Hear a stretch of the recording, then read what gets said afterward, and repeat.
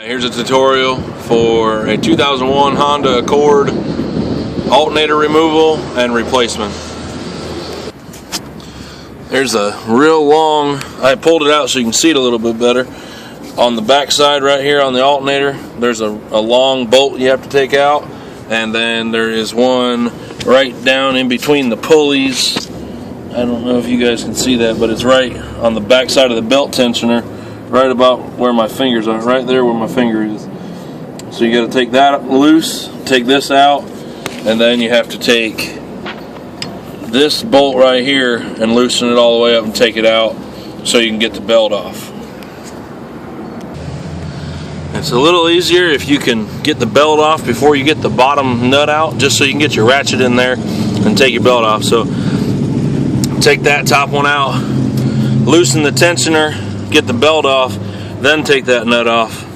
We also have a ground here you have to take off, and then there's a rubber cap that you pull back, and there is a green, or well, I don't know what color it is on yours, but there's a push button here that you just slide that out.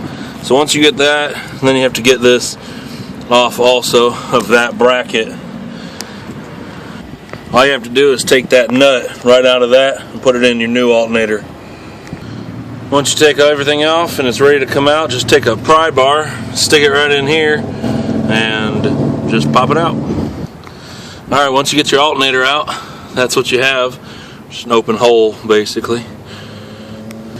Just the reverse to put it all back together. Alright, when you're tightening them up, tighten the top one first. Don't tighten it, just get it snug a little bit so the alternator will still be able to adjust on the belt. And then you can do the bottom one after you're done doing the tensioner.